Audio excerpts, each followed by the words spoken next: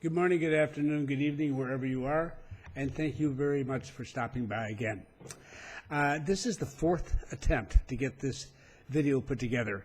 It involves a rather substantial study, and because of the size and the complexity of it, I tried to make an explanation of it, figuring that people would not likely read the whole thing, which I'm going to give you a link to it so you can pull it up yourself and take a look as you see fit. But I thought I would summarize it. Well, it's hard to summarize it in just a few words. The result was 40-minute videos, and it's not going to happen. I mean, this may be one of the longest ones I put out. I don't know, but 40 minutes is just a little bit more than I'm willing to put up with. And no matter what format I tried, when I tried to really explain what was going on, it's too much detail. So I'm going to try again, and I'm going to really shorten things down. And let's get right to it. One of the things people frequently tell me when they come down is, Bob, we're not interested in buying some place as an investment. We're looking for a place where we want to live and where we'll enjoy life. And my reaction is always very positive. Yeah, absolutely. I mean, if you're coming to live in it, you want it to be meeting your needs, not some mythical person perhaps, 5, 10, 15 years in the future, or who knows when. So I think that's wonderful.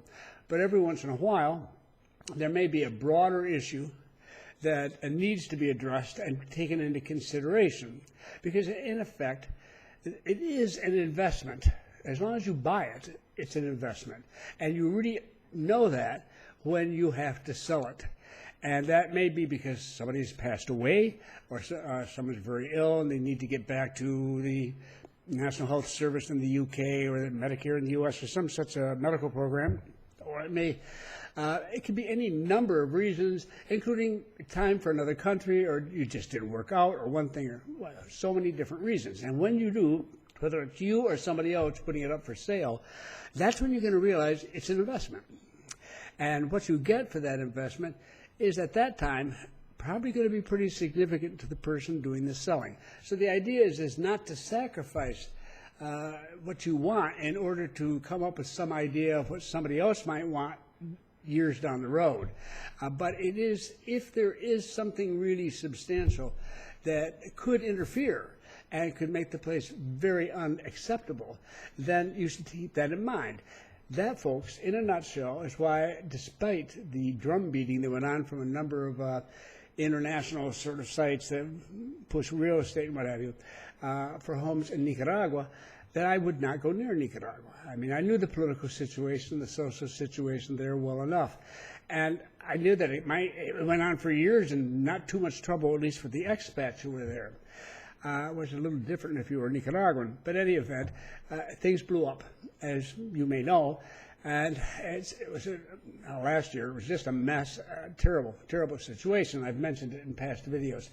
Now, that was the sort of thing that you could see as a possible outcome.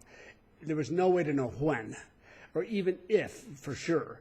But it was so clear and so obvious when you looked into the details of the political and social picture in Nicaragua. It's the sort of thing that kept me away from even visiting the country. I've been there, but I never would go there to live. I'm sorry. Someday, with a much better government, who knows? I doubt it, like Panama. But that's the sort of thing that you need to think about before you purchase. Now, one of the nice things about Panama is that we're one of the most stable countries, if not the most stable, in Latin America. So we're not in Nicaragua, and we have no intention of becoming one, and I don't see any reason to expect that we will. No. Those days are behind the country. Back in the 20th century, things have gone way, way beyond poor Nicaragua's situation now, and they are a very poor nation, and it's just hard for them. Okay, so you don't want to lose track of that. Now, is there one thing that could interfere or interrupt with property values here, investments, in this case real estate, in Panama? And it's not some socio-political event. It's not a matter of trade wars or whatever. These things happen. But what it is something that is a very controversial topic. It's called climate change. And one aspect of that is rising sea levels. And are they significant? What is the cause for them? What should be done about them? I am not the least bit interested in discussing those. I have no politics to discuss here, policies. I'm not interested in anybody's feelings about whether it's humans who are responsible for it, or whether there's just natural solar cycles or one thing or another. Not at all. I could have talked about this issue 100 times. I have not, because it is not directly relevant to what I think is an important issue here in Panama. And I'm here to talk about Panama. So I'm looking at it, if you like, as an investment question, as a business question, not as a political or social question. Please understand me when I mean that very seriously. I don't intend to get involved in any long-term or discussion of this. I'm just bringing it to your attention.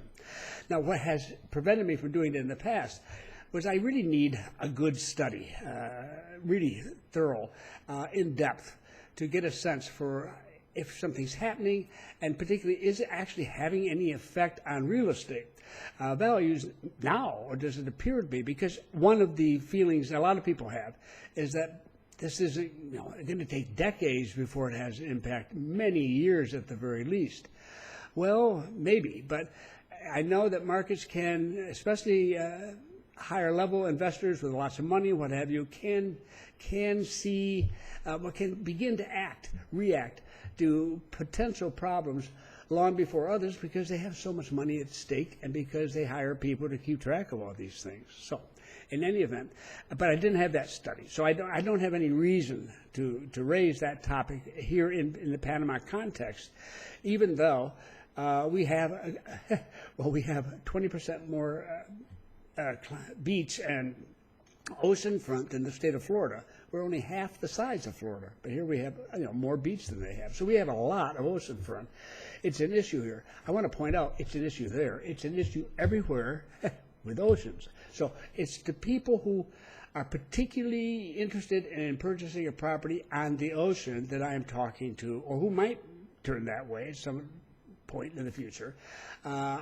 You're the ones I'm talking to here, because I think there's something important to get across for you to keep in mind and to think about as you go out, particularly now, that area to west of the city where most of the beach development has taken place, as I've mentioned in other videos, has had a sharp decrease in business, in the sales. They're selling things at discounts to what they had hoped to get and so forth. I do know from talking to people there that the really, really big discounts are people who are buying 5 or 10 or 15 of them. And they bring a couple, $3 million along with you, and you'll get all sorts of good bargains.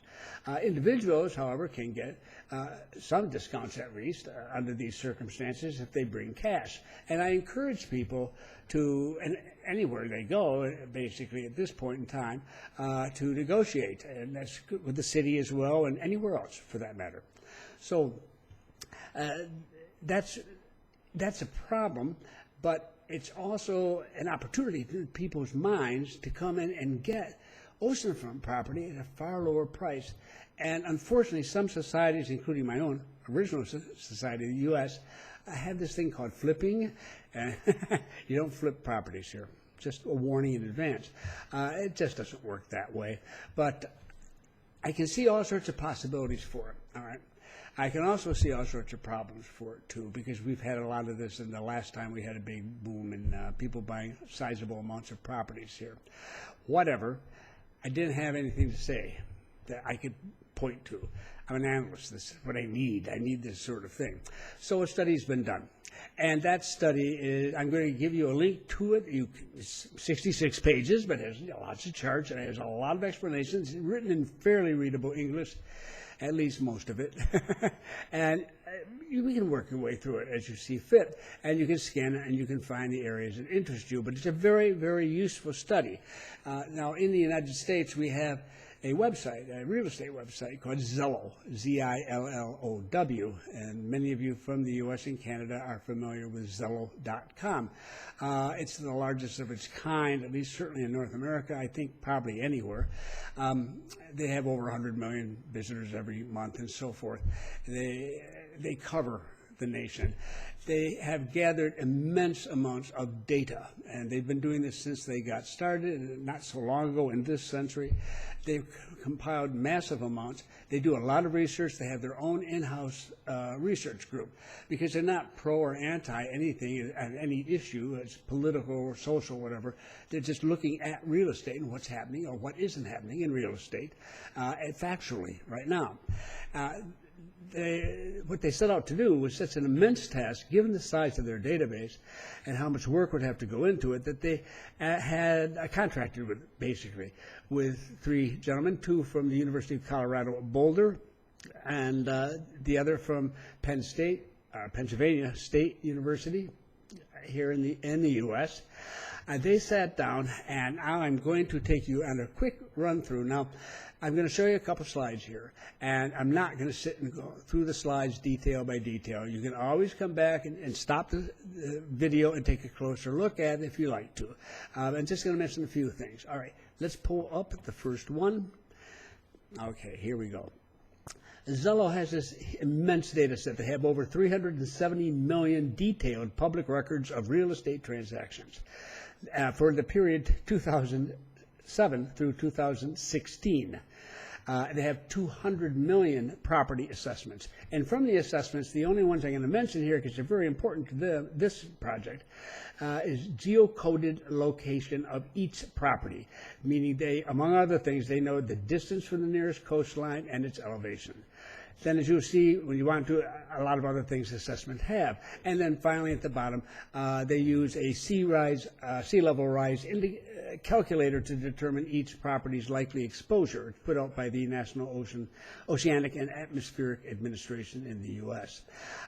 So they've got this, just think about it. This is big data. This is what they mean when they talk about big data. They've collected this. This data is on public records.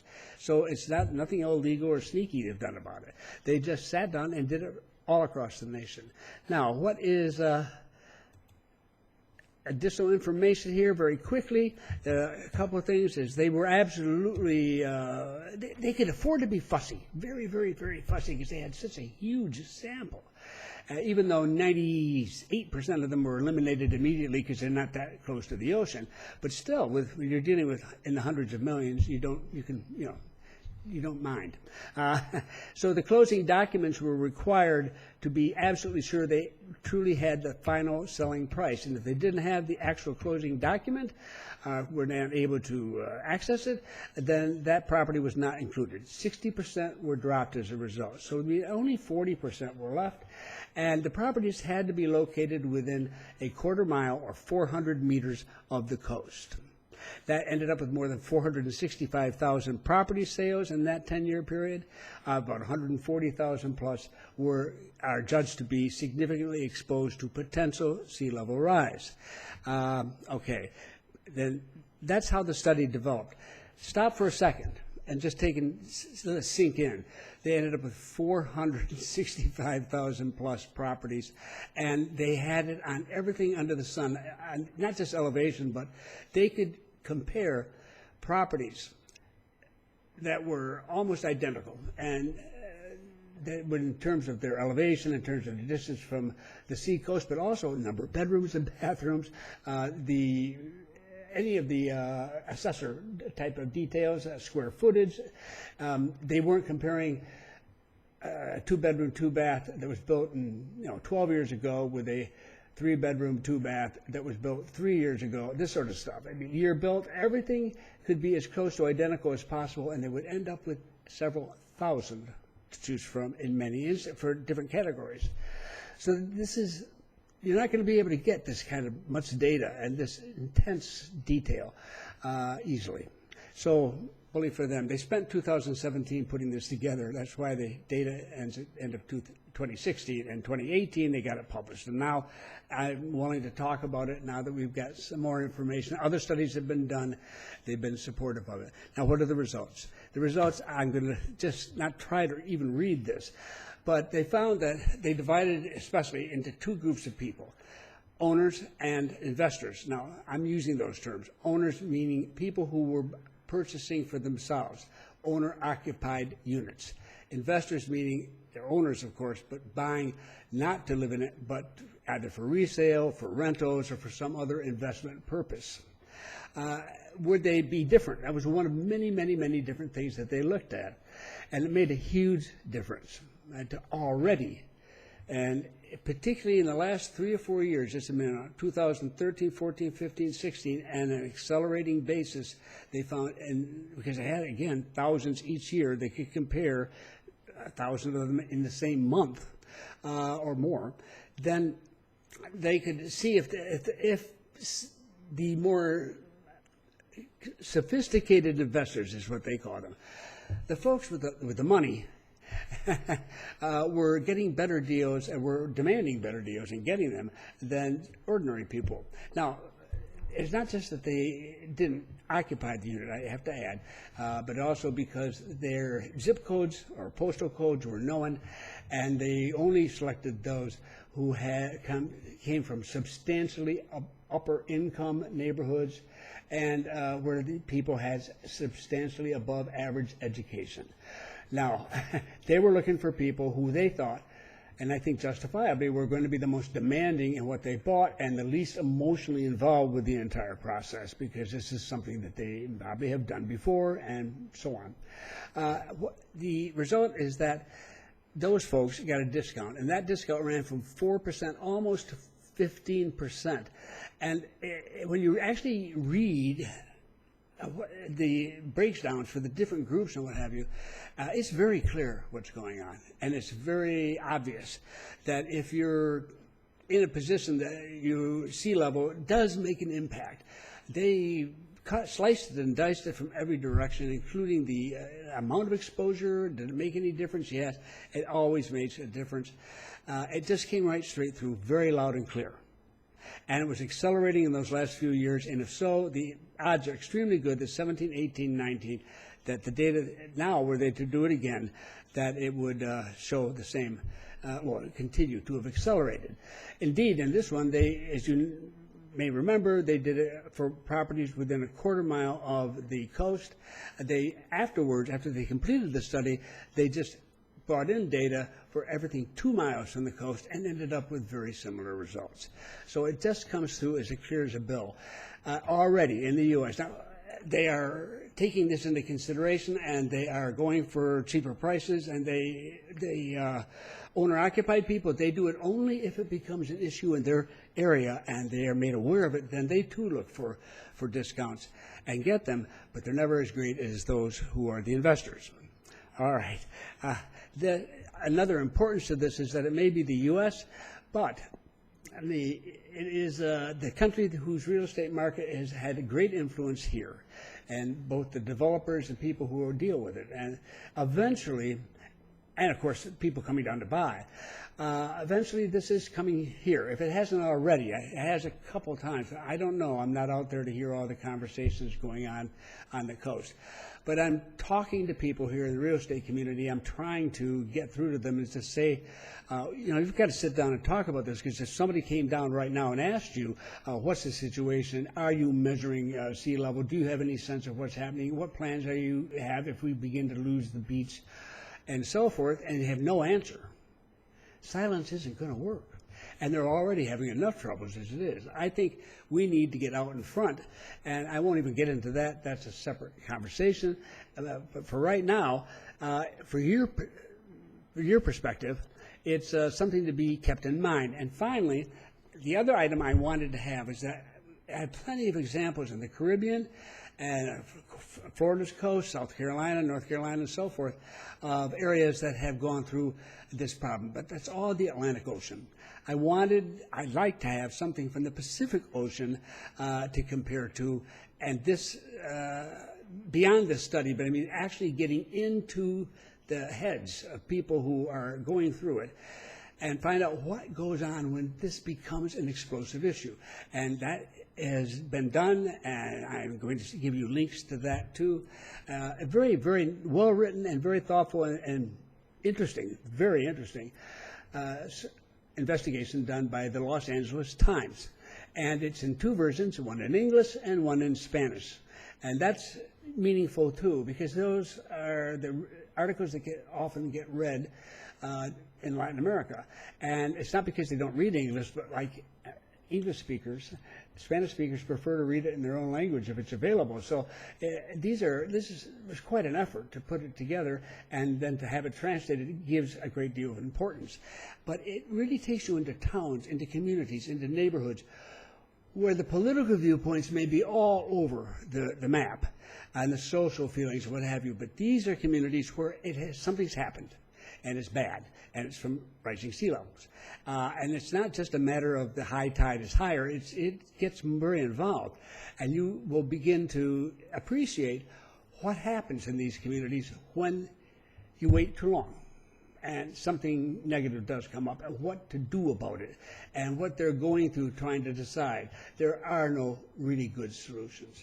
And that's on the Pacific coast. So all of this may be useful. I want to pass it on. But the most important thing is, this is why I don't accept advertising. It's why you don't pay anything for it. It's why I have nothing to sell at my website or at the YouTube. I don't want anybody coming and saying, Bob, you can't talk about this. This is controversial, and it's going to upset a lot of people. Because this that I have just discussed is controversial, and it's going to upset a lot of people. People who want to sell, whether they're developers or individuals. Now, there are people I really like in both communities, the developer community and, of course, people like you and I who have actually purchased. And I know how very difficult it has been for them, very difficult to sell right now. And they're waiting for this market to come back, and it can, except that I fear that we are going to have this other problem coming up sooner than we think, since it's already gone so far up north, and Europe is no better. So as far as I'm concerned, this YouTube channel and the Retirement Wave website will really always have been meant for new people coming down. I love my friends here, and both Panamanian and then the other 42 nationalities I've got to know. But frankly, they know their way around. You're new, and you need all the information you can get. So what I'm saying to you very simply is that when you come down, you keep this in mind. If you're looking at the ocean, this is something very important for you to know and to think about. Forget politics, forget even science. Just understand that what we're talking about now is not what you think, it's not what I think, it's what buyers think when they come down. That's the business, that's the investment end of it. They rule, the people who come down. And the day comes when you do need to sell it, or your heirs. So think it over, give that thought. And people ask me what I would do, and I say one of two things. I'd either go in, if I had to live, and I really wanted to live in the ocean, and I wanted that particular area, then I would drive as hard a bargain as I possibly could. I'd work my way up the coast, stopping at different developments. And if I had cash and I could say, I can pay this and I will do it for this amount, I would certainly give that. That's the way I'd approach it. I might not get the big discounts that are being given to people who are buying multiple properties, but I'd get as big a one as I could. Or the second is rent.